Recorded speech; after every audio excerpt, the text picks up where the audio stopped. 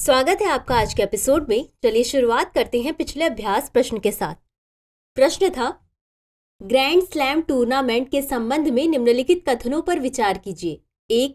Grand slam tournament को एक बड़ी प्रतियोगिता भी कहा जाता है।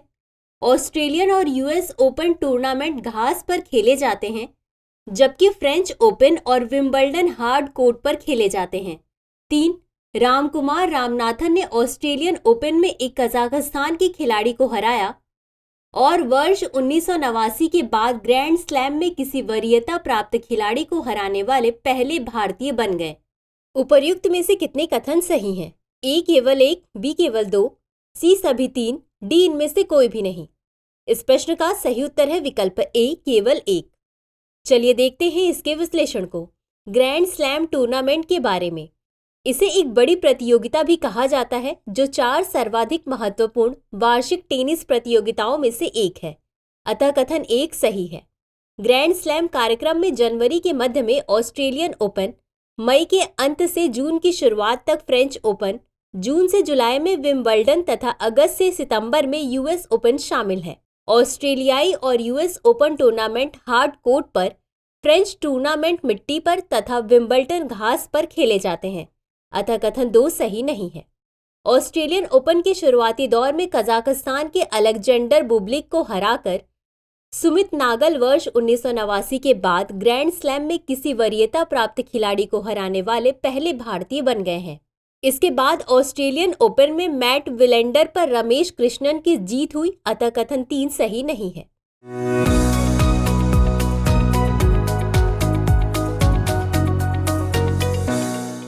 तो चलिए शुरुआत करते हैं आज के एपिसोड की।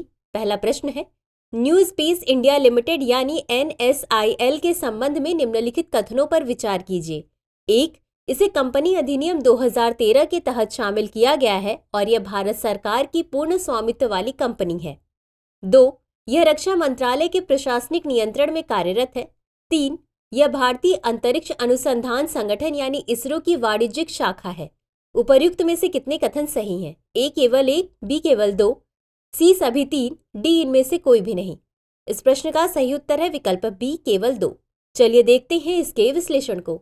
न्यू स्पेस इंडिया लिमिटेड यानी NSIL, यह 6 मार्च 2019 को कंपनी अधिनियम 2013 के तहत निगमित भारत सरकार की पूर्ण स्वामित्व वाली कंपनी है। अतः कथन 1 सही है।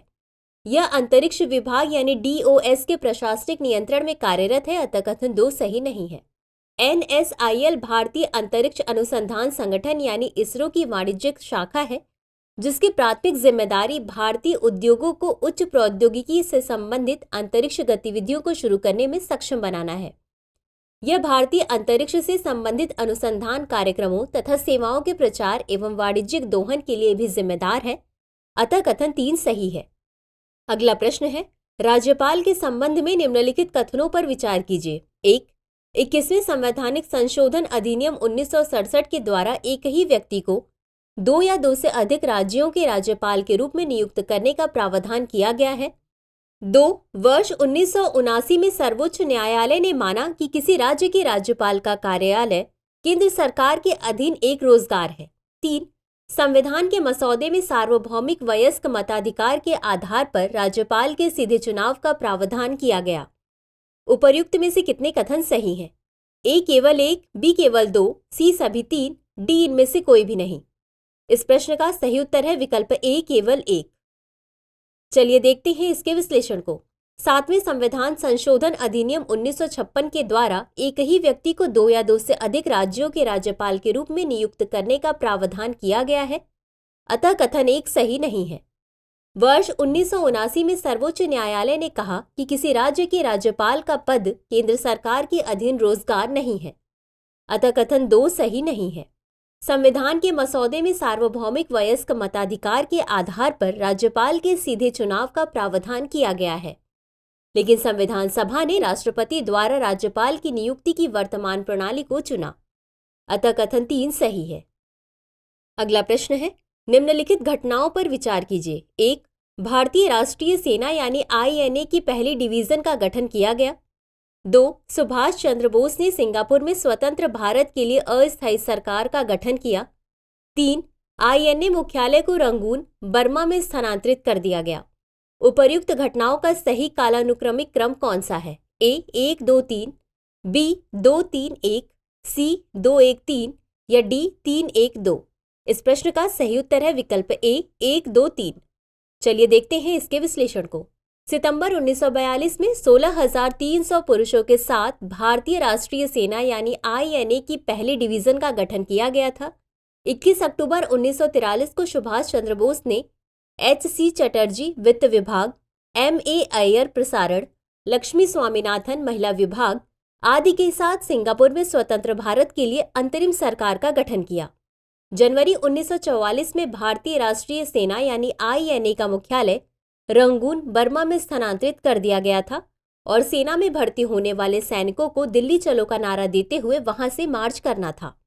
उपर्युक्त विवरण के अनुसार स्पष्ट है कि सही कालक्रम 1 2 3 है। अगला प्रश्न है, निम्नलिखित युग्मों पर विचार कीजिए जिसमें एक तरफ स्थान और दूसरी तरफ देश दिए गए हैं। 1 सरवन पाकिस्तान, 2 सब्ज कोह ईरान, 3 सना यमन। उपर्युक्त में से कौन सा या कौन से युग्म सुमेलित है या सुमेलित हैं? A केवल 1, B केवल 3, C केवल 1 और 3, D 1 2 और 3। इस प्रश्न का सही उत्तर है विकल्प B केवल 3। चलिए देखते हैं इसके विश्लेषण को। ईरान के प्रांत सिस्तान और बलूचिस्तान में सरवन या सारवान शहर सरवन काउंटी के मध्य जिले में स्थित है, अतः युग्म 1 सुमेलित नहीं है। माना जाता है कि ईरानी हमले ने ईरानी सीमा से लगभग 45 किलोमीटर दूर और पाकिस्तान के निकटतम शहर पंजगूर से 90 किलोमीटर दूर सब्ज कोह गांव को निशाना बनाया, अतः युग्म 2 सुमेलित नहीं है। सना यमन की राजधानी और सबसे बड़ा शहर है, अतः युग्म 3 सुमेलित है, अतः विकल्प B सही है। अगला प्रश्न है, भारत फ्रांस संबंधों के संदर्भ में निम्नलिखित कथनों पर विचार कीजिए। 1 शक्ति वरुण और गरुड़ अभ्यास दोनों देशों के बीच आयोजित संयुक्त अभ्यास है। 2 दोनों देशों ने जलवायु परिवर्तन पर अपने संयुक्त प्रयासों के तहत वर्ष 2015 में अंतर्राष्ट्रीय सौर गठबंधन यानी ISA का शुभारंभ किया। उपर्युक्त में से कौन सा या कौन से कथन सही है या सही है? A केवल 1, B केवल 2, C 1 और 2 दोनों, D न तो 1 और न ही 2। इस प्रश्न का सही उत्तर है विकल्प C 1 और 2 दोनों। चलिए देखते हैं इसके विश्लेषण को। भारत फ्रांस संबंध। जनवरी 1998 में शीत युद्ध की समाप्ति के बाद फ्रांस उन पहले देशों में से एक था जिसके साथ भारत ने रणनीतिक साझेदारी पर हस्ताक्षर किए। दोनों देशों के बीच संबंधों का रोडमैप 3 स्तंभों पर आधारित है, जिसमें सुरक्षा तथा संप्रभुता, गृह एवं नागरिकों के लिए साझेदारी शामिल है। भारत फ्रांस के बीच आयोजित संयुक्त अभ्यास है अभ्यास शक्ति, अभ्यास वरुण, अभ्यास गरुड़, अतः कथन 1 सही है। दोनों देशों ने जलवायु परिवर्तन पर अपने संयुक्त प्रयासों के तहत वर्ष 2015 में अंतर्राष्ट्रीय सौर गठबंधन का शुभारंभ किया, अतः कथन 2 सही है। अगला प्रश्न है, भारत छोड़ो आंदोलन के संबंध में निम्नलिखित कथनों पर विचार कीजिए। 1 वर्ष 1942 में गोवालिया टैंक बॉम्बे में आयोजित कांग्रेस की बैठक में भारत छोड़ो प्रस्ताव को मंजूरी दी गई।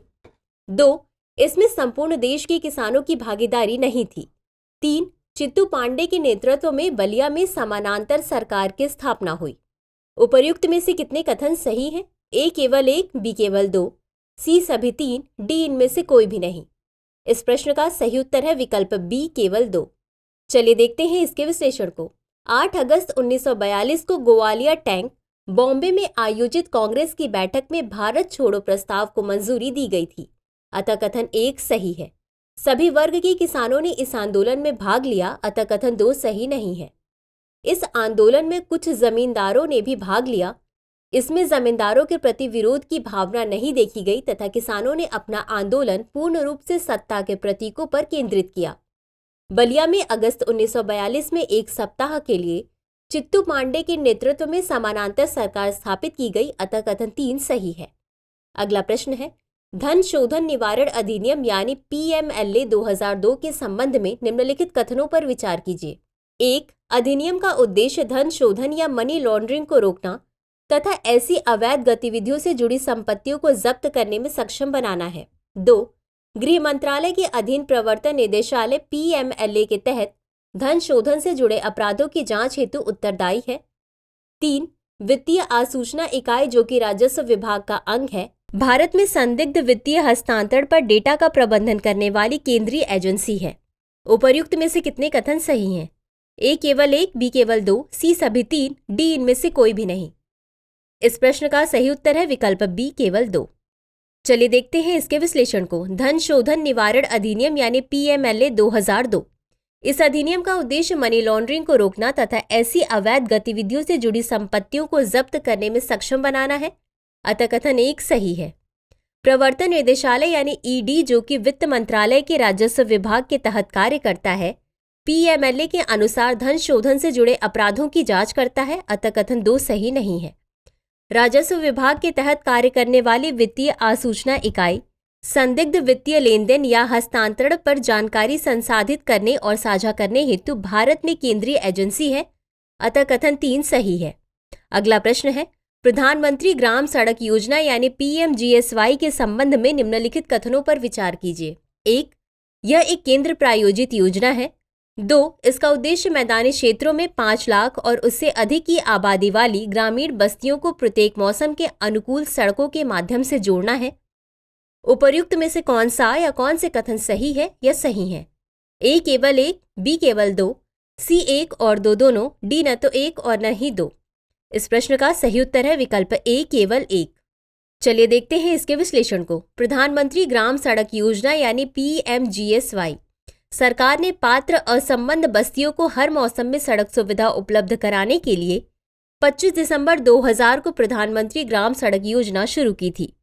PMGSY की शुरुआत केंद्र प्रायोजित योजना के रूप में हुई थी। अतः कथन 1 सही है। वर्ष 2015 से 16 में फंडिंग पैटर्न को संशोधित करते हुए केंद्र और राज्यों के बीच अनुपात को 60:40 तथा उत्तर पूर्वी राज्यों एवं हिमालयी राज्यों के लिए अनुपात को 90:10 किया गया था। PMGSY का प्राथमिक उद्देश्य ग्रामीण क्षेत्रों की आबादी वाले पात्र असंबद्ध बस्तियों, मैदानी क्षेत्रों में 500 और उससे अधिक की आबादी वाली को हर मौसम के अनुकूल सड़क के माध्यम से कनेक्टिविटी प्रदान करना है। अतः कथन 2 सही नहीं है। अगला प्रश्न है, निम्नलिखित कथनों पर विचार कीजिए। 1. लेखानुदान आपातकालीन निधि है जो सरकार को भारत की संचित निधि से तत्काल वित्तीय जरूरतों को पूरा करने के लिए प्रदान की जाती है, जिसका खुलासा नियमित बजट में नहीं किया जाता है। 2. संविधान लोकसभा को अनुदान को अंतिम रूप देने और विनियोग विधेयक पारित करने से पहले प्रत्याशित खर्चों के लिए प्रत्यानुदान जारी करने की अनुमति देता है। उपर्युक्त में से कौन सा या कौन से कथन सही है या सही है? ए केवल 1, बी केवल 2, सी 1 और 2 दोनों, डी न तो 1 और न ही 2। इस प्रश्न का सही उत्तर है विकल्प डी, न तो 1 और न ही 2। चलिए देखते हैं इसके विश्लेषण को। संविधान ने लोकसभा को अनुदान की मांगों पर मतदान पूरा होने और विनियोग विधेयक के अधिनियमित होने तक वित्तीय वर्ष के एक हिस्से के अनुमानित व्यय के संबंध में अग्रिम अनुदान देने के लिए अधिकृत किया है। इस प्रावधान को लेखानुदान के नाम से जाना जाता है। अतः कथन 1 सही नहीं है।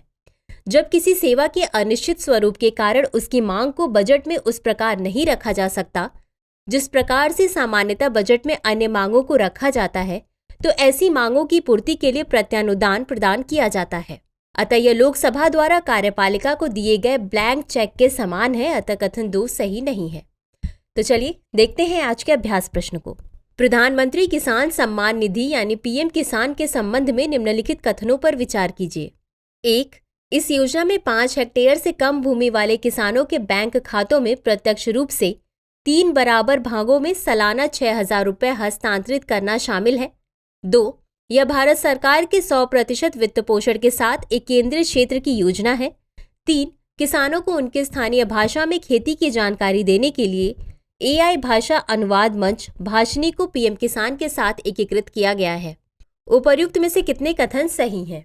ए केवल 1, बी केवल 2, सी सभी 3, डी इनमें से कोई भी नहीं। इस प्रश्न का उत्तर कमेंट बॉक्स में जरूर दें।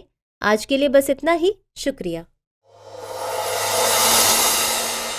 डियर व्यूअर्स, अपने एग्जाम की तैयारी को और बेहतर करने के लिए हमारे चैनल को लाइक, शेयर और सब्सक्राइब करना न भूलें।